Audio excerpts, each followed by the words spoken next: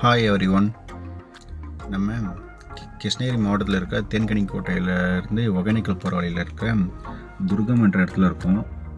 டிஎன்லேருந்து ஒரு 11 கிலோமீட்டரில் தொலைவில் உள்ள இந்த துர்கத்திலேருந்து ஒரு ஒரு 200 மீட்டர்ஸ் உள்ளே போனாக்க ஒரு ஈஸ்வரன் கோயில் இங்கே இருக்குது. ஈஸ்வரன் கோயில் வந்துட்டு ஒரு 500 வருட பழமையான கோயிலாக இங்கே இருக்கிறவங்க சொல்கிறாங்க. நம்ம இப்போ மேலே போயிட்டுருக்கோம். இது மலை உச்சி பார்த்திங்கன்னாக்கா ஒரு நல்ல ஒரு அருமையான இடமா இருக்குங்க. இதோட முகப்பு இதுதான். போயிட்டுருக்கோம். பைக் வந்துட்டு கீழே பார்க் பண்ணிக்கலாம். மேலே வந்து நடந்து தான் போகணும்.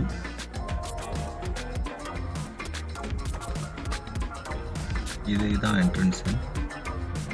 போயிட்டுருக்கோம், மேலே போயிட்டுருக்கோம். அங்கேருந்து போயிட்டு வந்தோம்னா ஃபஸ்ட்டு ஸ்டார்டிங்கில் வந்துட்டு நமக்கு ஒரு ஆஞ்சநேயர் கோயில் இருக்குது. இந்த ஆஞ்சநேயர் கோயிலை அப்படியே வணங்கிட்டு கொஞ்சம் மேலே போனாங்கன்னாக்கா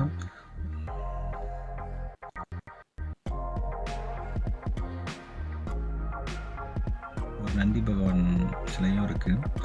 இங்கே வந்துட்டு அந்த வியூ பாயிண்ட் பார்த்திங்கன்னா செம்மையாக இருக்கும்.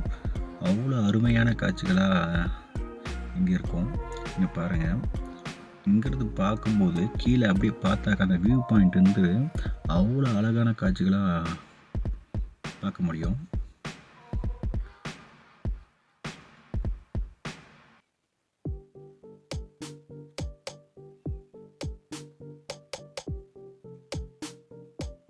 இந்த வியூ பாயிண்ட் மட்டும் செம்மையான லொக்கேஷனாக இருக்குங்க.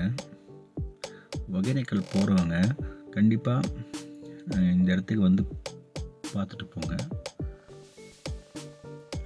ஒரு அருமையான என்ஜாயபிள் இடம்னு நான் நினைக்கிறேன்.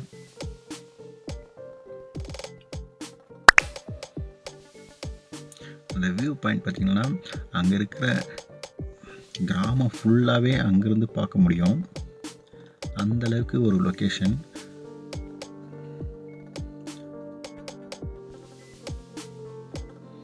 குளிர்ந்த காற்றுடன் ஒரு அருமையான ஒரு வியூ பாயிண்ட்டை பார்க்க முடியும்.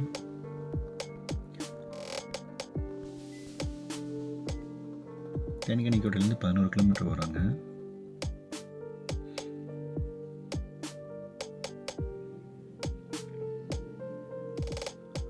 ஒகேனக்கல் போகிற வழியில் தான் இருக்குது.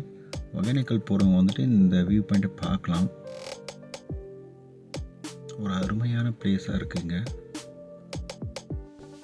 சிவன் கோயில் தான்.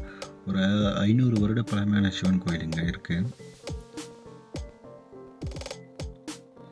அது ஒரு பாயிண்ட் எல்லாமே செம்மையாக இருக்குது. பார்க்குறதுக்கு ஒரு அழகான ஒரு எப்படி சொல்கிறது, ஒரு அந்தளவுக்கு அருமையான காட்சிகளாக தென்படுது.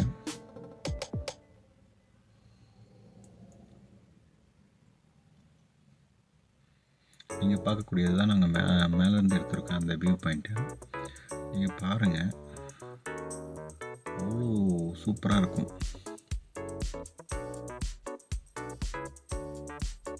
இங்கே வருஷத்துக்கு ஒரு டைம் திருவிழா நடக்கும்.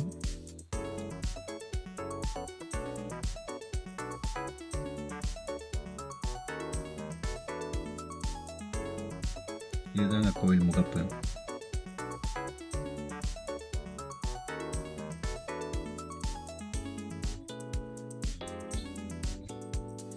நாங்கள் போயிருந்த டைமில் வந்துட்டு கோயில் வந்துட்டு ஓப்பன் பண்ணல. நாங்கள் போனப்போ பூஜை எல்லாமே எதுவுமே தரல.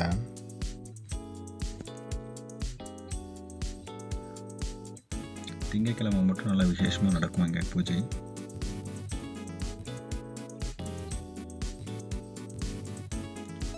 இந்த வியூ பாயிண்ட் மட்டும் செம்மையாக பார்த்தாங்க, என்ஜாய் பண்ணோம்.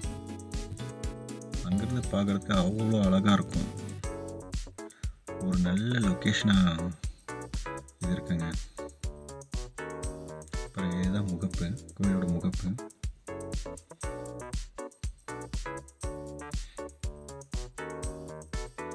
பாருங்க, அங்கேருந்து பார்த்தா 4 பக்கமும் அவ்வளோ அருமையாக பார்க்க முடியுங்க. பாருங்கள் எவ்வளோ சூப்பராக இருக்குது பாருங்கள்.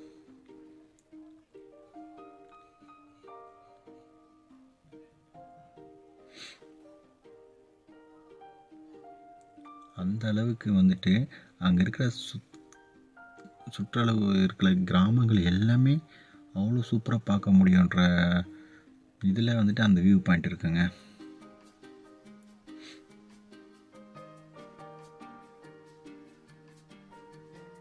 அருமையான காட்சிகளாக இருக்குங்க.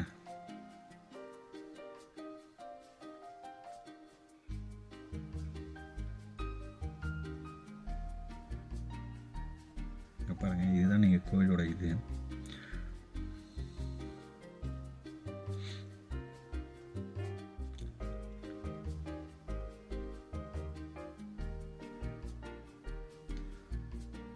அவ்வளோ சூப்பராக இருக்குங்க பார்க்குறதுக்கு.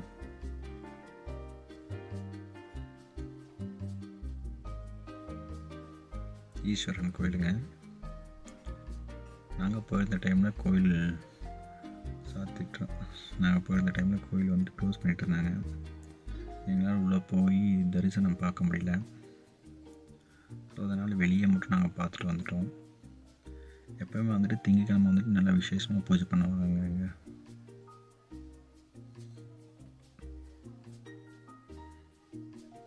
பாருங்கள், கோயில் ஒரு ரவுண்டே எடுத்துட்டோம்.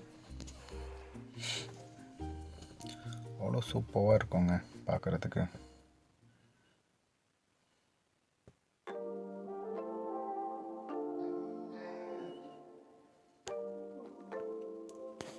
இங்கே அன்னதானம்லாம் நடக்குங்க.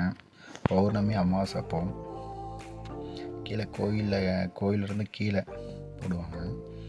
அன்னதானம் வந்துட்டு மிக சிறப்பாக நடக்கும்.